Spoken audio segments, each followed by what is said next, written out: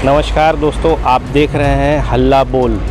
साथियों, अभी हम जो है धरना स्थल पर हैं और हम आपको दिखाने की कोशिश कर रहे हैं कि जो पिछले 10 दिन से जो दीपावली की धनतेरस जो है उसके पहले जो यहाँ पे इन लोग धरने पे बैठे हुए हैं, तो इन लोगों की जो स्थिति अभी वर्तमान में क्या है वो स्थिति को हम आपको दिखाने की कोशिश करेंगे। मैं बताना चाहूँगा कि ये लोग जो है लंबे समय से यहाँ पे धरने पे बैठे हैं, जिसमें 2 लोग जो है अनशन में बैठे हैं और अनशन के वजह से ये हॉस्पिटलाइज भी हो चुके हैं।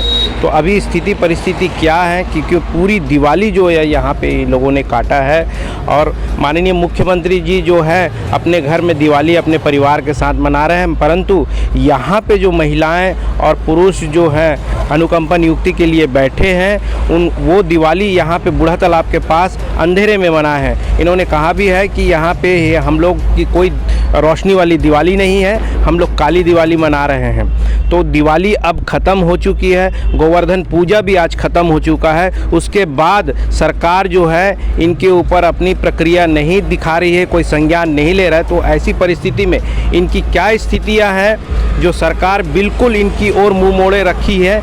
तो देखना है कि ये लोग अपनी व्यथा को किस प्रकार से बताते हैं। तो चलिए हम जानने की कोशिश करते हैं कि क्या इनकी व्यथा है और किस परिस्थिति से इन लोग गुजर रहे हैं। तो हम इनसे जानने की कोशिश करते हैं। खिलाफी नहीं चलेगा, नहीं चलेगा, नहीं चलेगा। मांगे जायज है। आप जो है कई दिनों से यहाँ पे धरना पे बैठे हुए हैं अपनी मांगों को लेकर के, और सरकार आपसे बिल्कुल मुख मोड़े बैठी है। इस विषय पे आपका क्या कहना है? देखिए सर, जब मैं बार बार यही कहूँगी कि मैं जब उनसे मुलाकात करी थी, वो विधायक थे, तो उन्होंने वादा भी किया था कि मेरी सत्ता आ जाएगी तो मैं तत्काल अनुकंपा नियुक्ति दे दूँगा। लेकिन आज 4 सालों में लगातार आवेदन पे प्रेषित करी हूँ, वरिष्ठ अधिकारियों को भी आवेदन दी हूँ, मुख्यमंत्री जी से भी बहुत बार मुलाकात करी हूँ।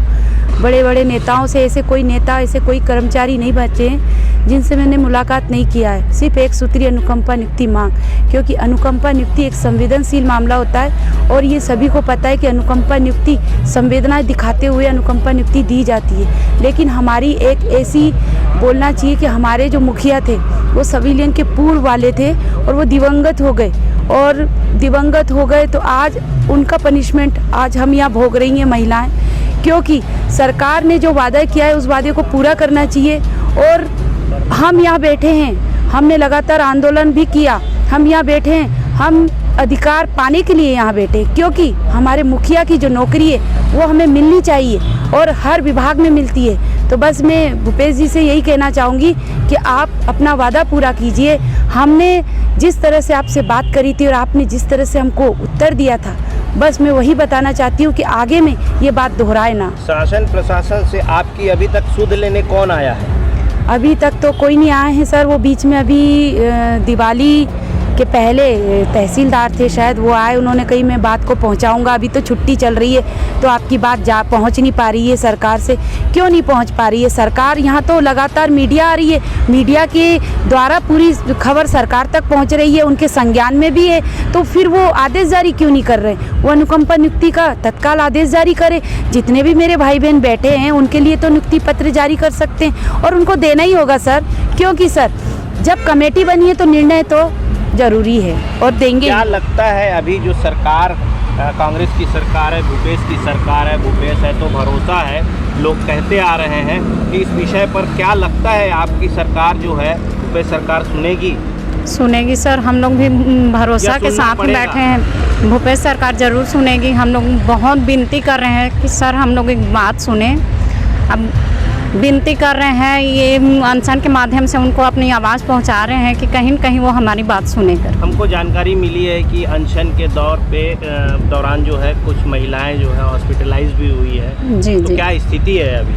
अभी तो थोड़ा ठीक है, अभी ठीक है। हाँ। तो ये अनशन आप अभी जारी रखेंगे कि अनशन खत्म कर देंगे? नहीं, जारी रहेगी, सामान्य रूप से जारी रहेगी सर। धरना रहेगा आपका? जी, अनशन भी रहेगा। तो ये क्या बारी बारी से लोग अनशन करेंगे कि 2 ही लोग अनशन करेंगे? लगातार वही लोग करेंगे। अगर उन लोगों की स्थिति ज़्यादा ही खराब होती है तब हम लोग करेंगे। अब मान के चलिए कि अभी ऐसा होता है कि अनशन के दौरान किसी की तबीयत ज़्यादा खराब होती है, कोई अप्रिय ना घटे, अगर ऐसा कुछ होता है तो आप क्या आगे कदम क्या उठाएंगे सरकार के प्रति? अब आगे कदम वही है कि हम लोग बैठेंगे। नहीं, जैसे कि कोई अप्रिय घटना न घटे, ऐसी हमारी मंशा है। अगर कोई ऐसी परिस्थितियां बनती है तो आप क्या करेंगे आगे? पूरी महिलाएं जाके और सर उन्हीं के सीएम हाउस में, अभी तो हम कुछ नहीं बोलेंगे, सीएम हाउस मौजूद है वहाँ पर और महिला भी मौजूद है। उसके बाद में सर हम लोग देखेंगे अगर ऐसी घटना घट जाती है तब। और ऐसी घटना मुझे लगता है कि भूपेश जी नहीं चाहेंगे कि वो ऐसी घटना को घटने दें। सरकार है, संवेदनशील सरकार बोल रहे हैं। अगर फिर भी अभी तक सूद लेने नहीं आए। संवेदनशील सरकार होती सर तो हमको यहाँ बैठने नहीं देती ना, ये भी तो है। नहीं, आप लोग भी कहते हैं और पूरे प्रदेश की जनता कहती है कि भूपेश है तो भरोसा है, तो कैसा भरोसा है आप लोगों को? भूपेश है तो भरोसा है सर, ये तो सभी कहते हैं, हम भी बोलते थे। अब भरोसा होता तो सर हम लोग है ना, भरोसा था ही अभी तक, 58 दिन करे फिर भी भरोसा था। चलिए कि सरकार, जो वर्तमान सरकार आपकी मांगों को नहीं मानती है, निचले प्रथम स्तर पे नकार देती है, तो ऐसी स्थिति में आप क्या करेंगे? हम उनको सर ये तो देखो सर, इच्छा मृत्यु की मांग कर रहे हैं सर हम तो, कि अनशन क्यों किया जाता है? अनशन पे इंसान अपनी पूरी अपनी यहाँ पर मरने और जीने की यहाँ पर बैठे हुए हैं, मरने पे उतारू हैं। ये लोग इच्छा मृत्यु की मांग कर रहे हैं, हम सब इच्छा मृत्यु की मांग कर रहे हैं कि ऐसी सरकार जब अनुकंपा नियुक्ति नहीं दे सकती तो इच्छा मृत्यु दे दे, सीधी बात, वहाँ तक नौबत ही नहीं आएगा। तो कहीं ना कहीं इनकी जो पीड़ा है वो बता रही है कि सरकार अभी तक के पूरी दीपावली गुजर गई, इनके त्यौहार जो हैं ये पूर्ण रूप से यहाँ पे बैठे, यहाँ पे इसी हिसाब में मनाए हैं। और भूपेश जी जो हैं अपने परिवार के साथ घर पे त्यौहार मनाए हैं। तो जो सरकार है वर्तमान में वो संवेदनशील नहीं है और संवेदनशील होना चाहिए। इनकी नियुक्ति जल्दी करनी चाहिए, इनका इस प्रकार से कहना है। इस संबंध में मैं, हमारे बीच एक वरिष्ठ व्यक्ति हैं, उनसे भी बात करेंगे कि किस प्रकार की प्रतिक्रिया सरकार कर रही है और भविष्य में क्या करेगी सरकार। तो महोदय ये बताइए कि जो अभी वर्तमान में जो सरकार है, इन लोग कहते हैं तो भूपेश है तो भरोसा है, तो किस प्रकार का भरोसा इन लोग कर रहे हैं और आपके नज़रिए से सरकार क्या कर रही है और क्या करने की स्थिति में है? देखिए, भरोसा है ये तो स्पष्ट दिख गया कि अपने घर को छोड़ करके दिवाली में रात भर हमारी नारी शक्ति महिला बहनें बैठे रही, कोई सुध लेने के लिए तैयार नहीं है। मुझको लगता है शोले पिक्चर का एक डायलॉग मुझको याद आता है कि मौसी जी मरना कैंसिल। संविलियन के बाद जो शिक्षाकर्मी दिवंगत थे उनके परिवार को अनुकंपा नियुक्ति मिल गया। इनके यहाँ ये दुर्भाग्य है कि संविलियन के पहले निधन हो गया। मृत्यु तो अपने हाथ में नहीं है, यदि वो होता तो उसको कैंसिल कर देते, संविलियन के बाद मरते। तो क्या ये पहले मर गए तो कोई पाप कर दिए? बल्कि अनुकंपा नियुक्ति का नियम है कि यदि 5 पद है और 10 लोग दिवंगत हुए हैं तो जो पहले दिवंगत हुआ है मृत्यु के डेट को पकड़ करके पहले उसके आश्रित परिवार को अनुकंपा नियुक्ति दी जाती है। कहीं ना कहीं इनको नहीं करना, इसलिए 1200 है बोलते हैं, मुश्किल से 250-300 लोग होंगे। सब शिक्षक बनने वाले भी नहीं हैं, कई लोग चतुर्थ श्रेणी के पद के लायक योग्यता रखते हैं। यदि लड़का है तो ड्राइवर है, गाड़ी चला सकता है। पद के और योग्यता के अनुरूप आराम से इनको नियुक्ति दी जा सकती है। 10,000 पद में शिक्षकों की भर्ती करने वाले मुख्यमंत्री जी, क्यों भाई 10,000 में 500 इनके लिए रिजर्व रख दो। नरवा गरवा घुरवा बारी, ये बेचारे बूढ़ा तालाब में अपनी दिवाली बिता रहे हैं, लोगों को शर्म नहीं आ रही है और उल्टा चमकाते हैं। आप बिना अनुमति के बैठे हुए हैं, आपको जेल में भेज देंगे। अरे तेरे को 50,000 रुपये मिल रहा है इसलिए तू ये बात कर रहा है, इनको तो 5 रुपये नहीं मिल रहा है। अच्छा, आप तो इनको दिखा रहे हैं ना जो यहाँ धरना दे करके बैठे हैं। इनके घर में जो बच्चे हैं, इनके बुजुर्ग सास ससुर हैं, माता पिता, उनके बारे में थोड़ा कल्पना तो करो। कौन माता पिता चाहेगा कि उसके जवान बेटा बहू दिवाली छोड़ करके जा करके बूढ़ा तालाब में मच्छर कटाते बैठे रहें? ये भूले मत 10 महीना चुनाव बाकी है। यदि इनका मांग पूरा नहीं होगा, इनको नहीं मिलेगा, भूपेश सरकार को भी नहीं मिलने वाला है।